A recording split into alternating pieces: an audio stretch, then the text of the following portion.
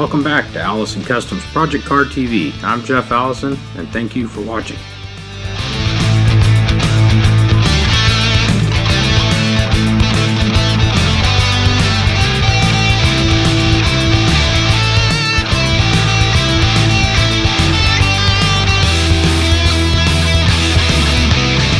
Hey guys, so here's what I'm starting with. I have taken the battery out to go ahead and begin getting it charged, and I did start to pull the wires that go over there to the radiator cooling fan. You can see where I clipped that and then disconnected, or actually just unscrewed the relay from the firewall.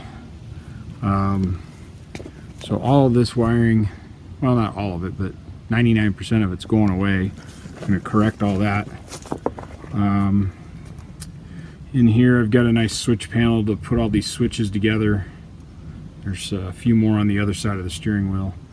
And then we're getting rid of the amp meter, because we all know that's not a good idea unless you're just looking forward to catching your rig on fire for having to run all the amperage through it. It's already got an HEI distributor, and it's got a SA10 or maybe SA12. I think that's an SA10 alternator. So we get all this stuff wired in, and it's running fuel injection. But if you look inside here, fuel injection, you can see this blue bunch of tape.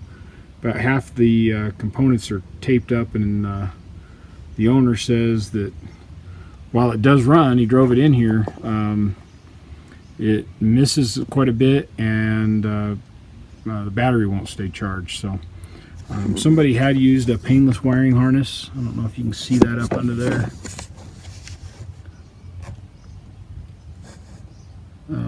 So they started out with some good products, but just not enough time spent actually doing the wiring properly. So it runs this air conditioning compressor compressor. It runs it as an air compressor, so we got to wire that in, and just a few other little things. It's pretty basic, really. We do want to make it street legal, so we've got to add some lights. It has headlights and brake lights, but no tail lights and no turn signals. So get all that added in, and I'm going to go ahead and get the rest, or not. I'm going to go ahead and get started stripping out the rest of this wiring and get it ready so that I can bring in some new wiring. We got Ron Francis wiring products to go in here, and I'll detail a bunch of those new products as I get started in the wiring. Alright guys, so we're back on the Jeep here.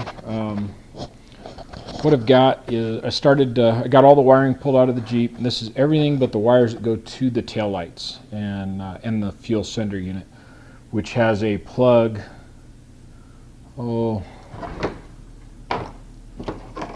Not that important, but right there.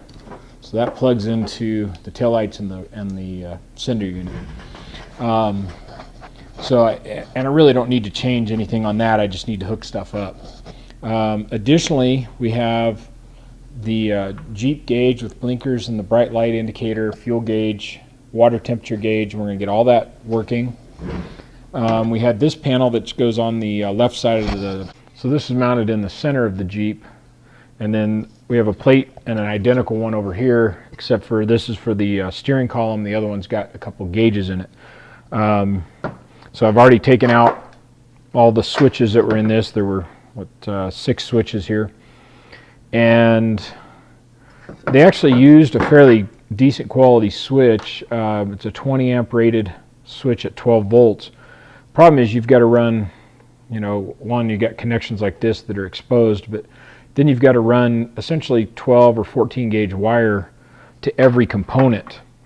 Whereas if they'd have been running relays, we could have been running 18 or 20 gauge wire with lower amperage through it, because to run the relay we need less than half an amp. Whereas these, you might be pulling the full 20 amps depending on the component they were controlling. So I do have to add a headlight switch. We're trying to make the Jeep street legal, so we can run to and from the do some rock crawling or out four-wheeling without having to put it on a trailer every time. So we've got to add a headlight and horn, or not headlights, but add a headlight switch. One of these was just wired up to get the headlights on, but there was no running lights or anything on the vehicle. So we're going to be adding this fairly inexpensive switch panel. Gives us a horn switch, since the steering column they're using doesn't have that. It gives me a voltage meter because we were running an amp meter, and I've already mentioned my disgust with those. It has a built-in winch in and out switch to control the solenoids on that. And then the rest of the switches we can label as we get them wired up, but each one of these will be controlling, like I said, less than half an amp, because they'll be controlling relays rather than the actual component. So it became pre-wired the way it is right here to light it up, and we'll be running 18 or 20 gauge wire for the rest of it. And then this will be mounting on the far side of the speedometer as on the passenger side, because there's just no room here, but we'll use some of these holes for the headlight switch and the blinker switch and the hazard switch. So I've got all that coming. I'll be getting this wired in. I'm going to show you some of the products we're using. We're going to be using a lot of Ron Francis wiring products. I really like their stuff. It's done very neat. Its instructions are very clear for those of us who don't mind playing with this, but you know, sometimes you got a question on how it was expected to be used or wired. And then we had a lot of wiring that was just, one wire was too short, so they put a connector in there and plugged them together to get the wire longer. So I'm getting rid of all of that. We'll make the wires the right length to begin with. Plugged into the accessories. We had every accessory port on this used. We're going to quit doing that.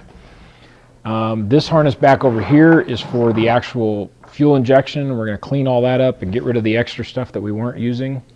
And then we'll get the computer.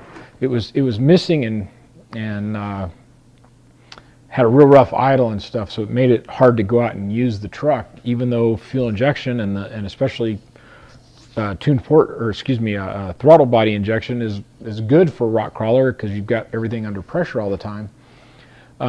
So one of the things we'll do is, once we get it all running and we know the wiring isn't our issue, I'll plug in a computer, snap-on type reader, and we'll start taking some information out of this computer, and then we can get a new chip burned. And this is old style. You had to burn a chip, you change it, you change a few things, you see if it runs better, you burn another chip.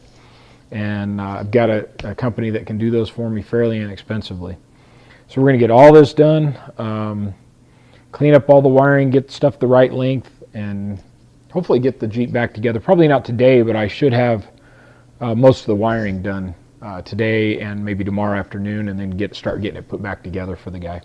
So let's get on it. All right, before you ask, no, they don't provide me a sponsorship, but I do like them chips. Oh, it's Kellogg's. So hey, Kellogg's, always open for a sponsorship. Send your money and some more chips my way. All right, we need a bin, box, something to throw all the spare parts in. So there we go, spare parts bin.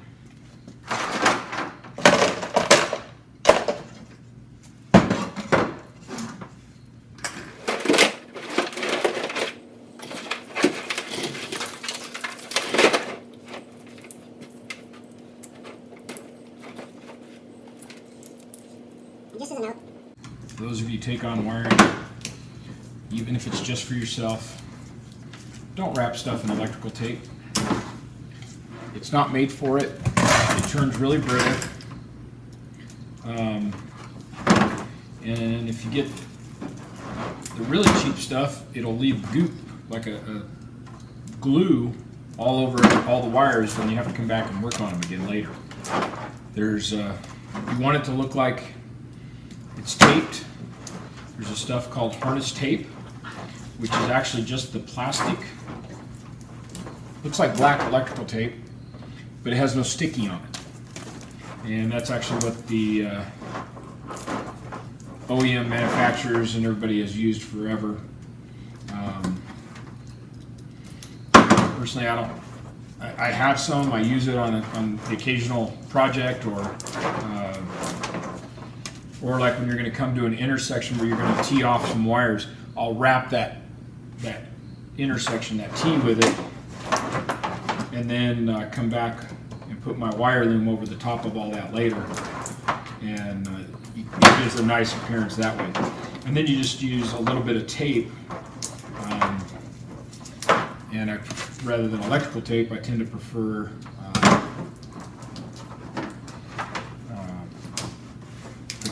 the cold shrink tape, which sticks only to itself. And you pull it real tight, you're stretching it out, it does something chemically to it so it'll stick to itself, and you know, or you could use electrical tape at that point just to tie off the end of the non-stick harness type tape. So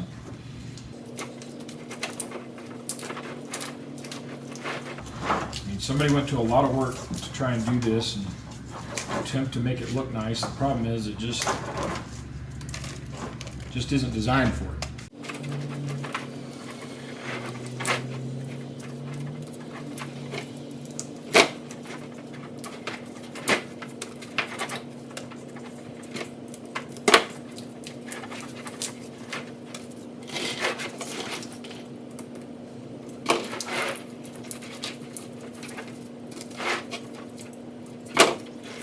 One of the things I did is I disassembled the wiring from the truck. Is I put a little label on the wire, so like these two went to the starter solenoid, and then both of those happen to go to the I terminal on the starter solenoid. It has the same solenoid as like you find in your older generation Fords, with the solenoid up on the fender or the firewall. And we're going to be reusing that.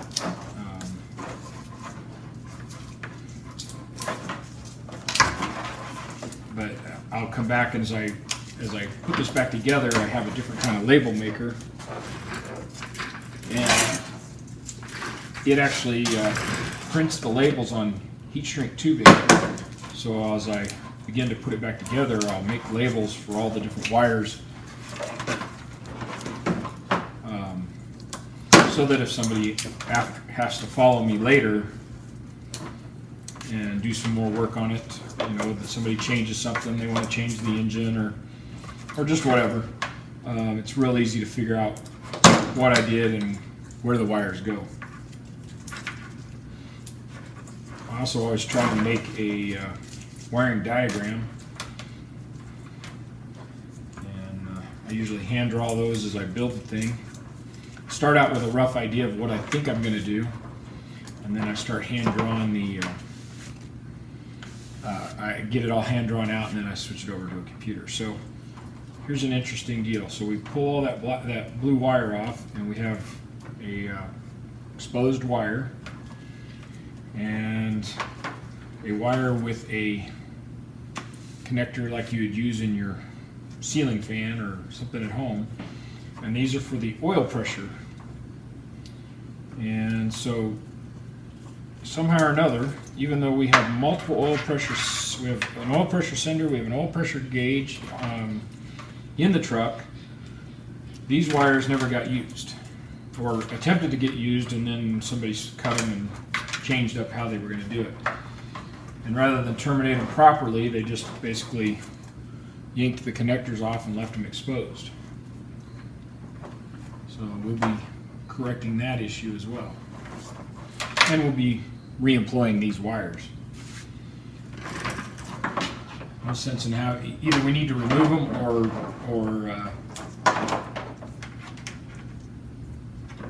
like I said, either we need to remove them completely or make use of them. There's just no reason to have extra wires in the harness that are of no purpose.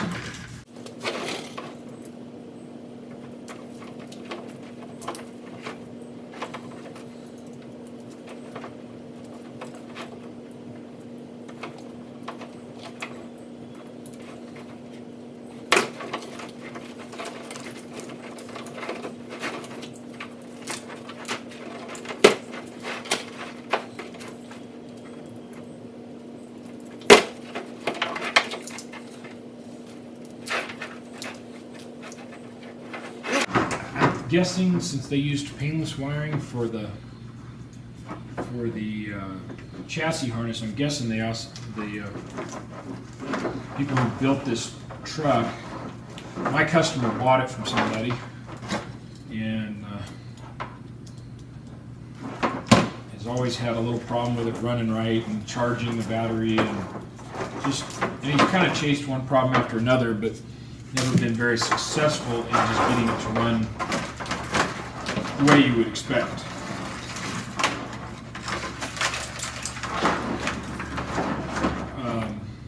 But I'm hoping that they used a painless harness for this, just because I can pull those diagrams up online and see how painless wired stuff and what what each wire represents, because they're not all labeled like usually the chassis harnesses are. For those of you looking to do a project like this, if you go to ronfranciswiring.com. Anyway, you can buy a ready-made harness for your tuned port injection, your throttle body injection, LS engines. They've got a new one out. For those of you like me who are sticking an EcoBoost in something, they've got a current harness out for EcoBoost engines. So you don't have to try and figure out how to wire all this stuff yourself. There are plenty of avenues out there to give you some help. All right, now that we got most of this unraveled,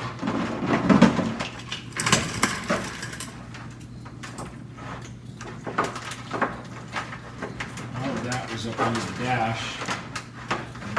This, see, there's a whole lot of this kind of thing going on. Just connectors for not much reason. And we've got a connector here that's not even really hooked together, yet this is what controlled all of the throttle body.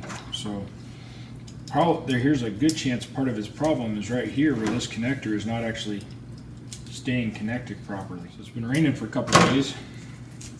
Well, I say a couple of days. It's really been raining the last 3 days straight. Today is the first nice weather day we've had this week, and we had rain a couple days last week. So I've got a shop update for you, but been kind of waiting for the mud to clear up or dry out so we could get out there. So after we work on this for a little while here, we're going to go out there. We've got some stuff I got to do on the shop today, and I'll give you an update on where it's at. And then another interesting thing, like I said, it's been raining, and of course this Jeep just sits outside.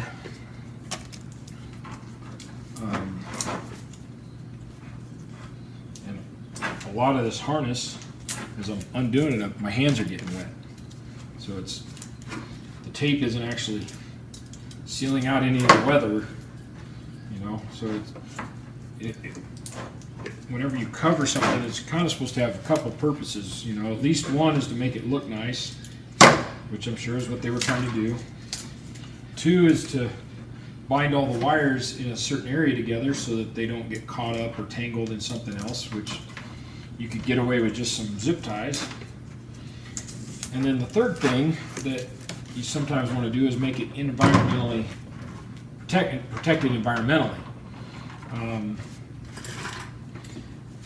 In most car applications, we don't really get that deep into environmental protection of the wiring, just because it makes it very difficult to later go back and work on it, because everything has to be sealed up tight to do that. And I won't be making it environmentally protected as far as from rain or something like that, moisture. That's what the coating on the wire is going to do for us. But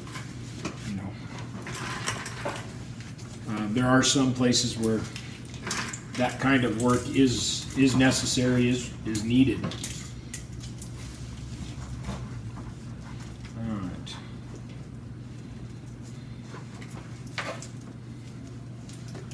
got everything, almost everything, undone. And a few components that we're gonna, so we got some fuses here. Let's see, I'm gonna guess, that's nice. The label just says fuse. It doesn't tell us what system it is fusing. So we'll actually do some investigation on that. And this one says fuse. And we'll do some investigation on that. It doesn't really do you any good if you have fuses in your system, but everybody knows what to do, so that when they pop, you don't know where to investigate the problem. Most likely, the way this harness is designed, most likely they're for the fuel pump and for the O2 sensor, but that's a pure gas there. This is our test port. We unplug this when we're setting the timing on the electronic distributor. And then we have a relay, or I'm assuming that's a relay, and yeah, fuel relay. So there you go. For some reason there's a big knot of wiring on this, or tape on this.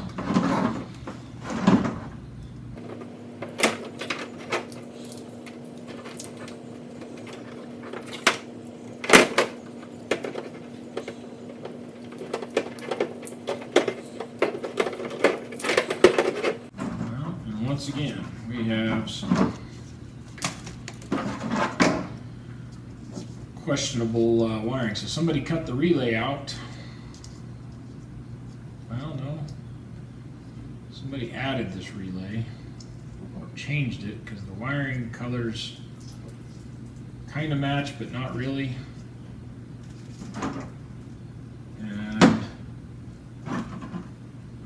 It looks like they might have soldered them, but there were other things soldered in place or something. It's hard to say here, but all this will need to be cleaned up.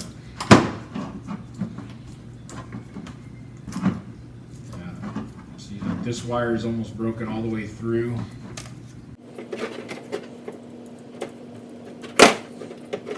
And probably what I'll do is, rather than having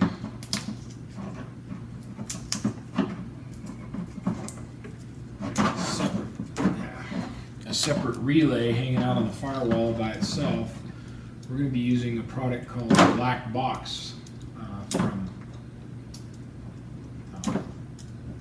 Ron Francis, which I'm still waiting on that particular part to arrive. Yeah, see, most of these are broken most of the way through the wiring there.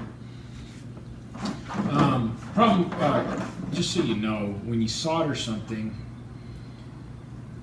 if you put it like it is here, where it was twisted together and then soldered, it does make a good connection, but then you have to bend that back one way or the other to facilitate wrapping it with tape or sealing it up. And really what should have been used is some adhesive heat shrink. When you do it that way, you end up stressing the wire that goes into it, and the solder, as it leaks into the wire, makes the wire rigid. And so you have to be very careful about how much solder you put into those connections.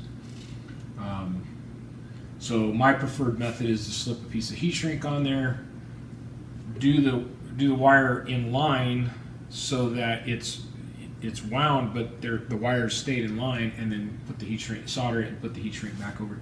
And now you're not flexing that joint you made, which then breaks the wiring. And there's two kinds of heat shrink.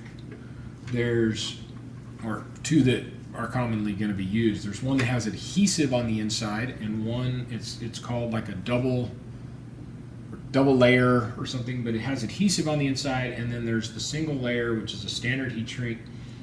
And the adhesive type, or the double layer type, you're going to want to use on the exterior portions of the car, anywhere that's going to see moisture. Because it does seal up really well and keep moisture from being able to penetrate into the joint and corrode your joint. Now, because this is a rock crawler, it doesn't have a top, every joint we make, we're going to be using adhesive double layer type heat shrink. If, like when we're wiring the Chevelle or the Mustang, anything that's going to be inside the cabin or in the trunk where it's going to be expected to be dry, we can use the other. The regular heat shrink is maybe half the price, or maybe not quite half the price, but it's substantially cheaper than the adhesive type. They tend to look the same, although the adhesive type appears to be thicker when you're handling it. Anyway, all that, so let's do a little bit of investigation here. We've got a couple other wires that have been cut over here that were down near the ECM. So we're gonna trim some of these, cut some of these wire ties off, figure out where these relays, or not relays, but what these two fuses were intended for. They're part of the harness, and they could be a couple things. We have the map sensor here. It's labeled ESC. So we've got a few things to chase down and figure out what they were for, and label them so that we know what we're using it for after the fact. And then we're going to integrate that in with our chassis harness so that we don't have 50 dozen wires going back and forth through the firewall for no reason.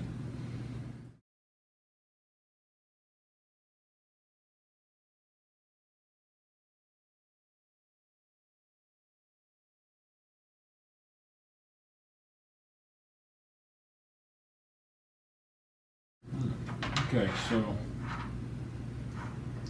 somebody has tapped into the, well, this was going to the TAC, or sorry, to the distributor for a TAC signal. So somebody has tapped into a couple of the ECM leads here for that purpose, but I have no idea what this product is. We don't even have a tachometer in the vehicle other than the ECM is going to be triggering off that same signal or wanting to receive it. So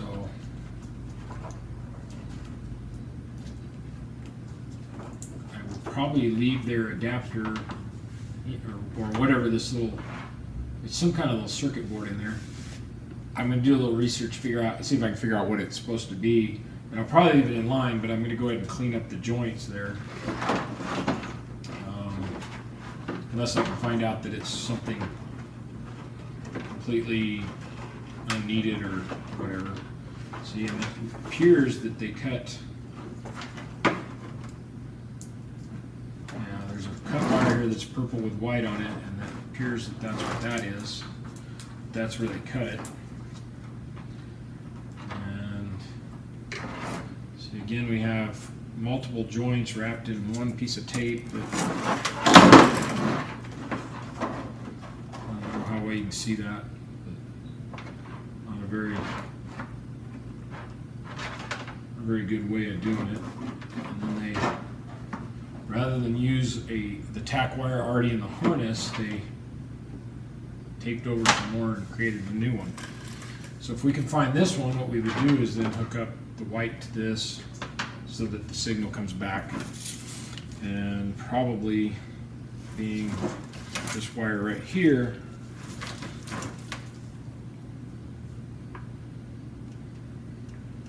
nope, that one went to the starter. So there's another one in here somewhere. Either that or this wire that went to the starter was disconnected anyway, and this went to something else. Because we have another taped joint over here on this side. These two plugs I'm playing with right now are from, would plug into the ECM.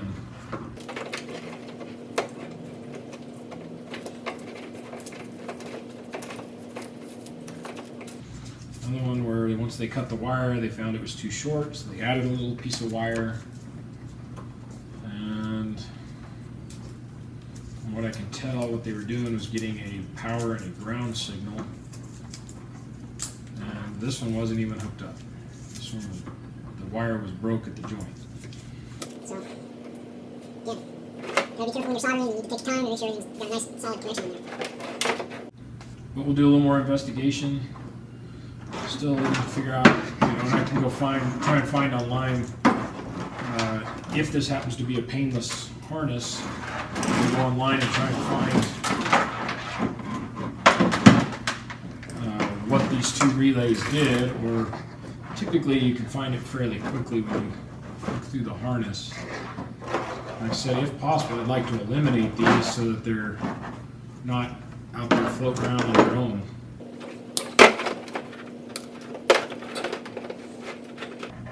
So this is fusing something coming from the ECM. And this one draws its power from this big orange bundle.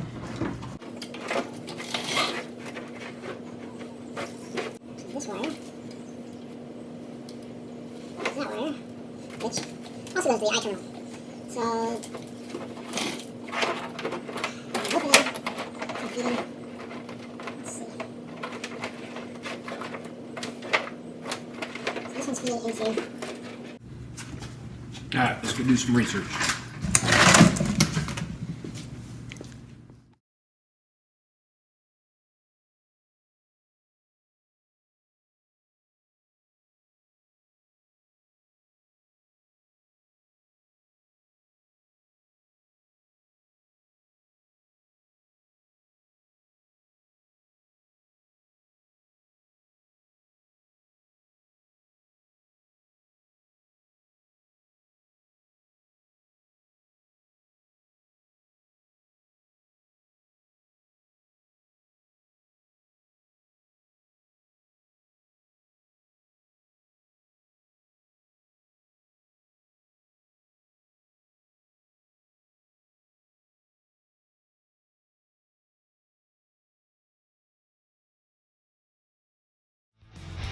Thanks for watching Allison Customs Project Car TV.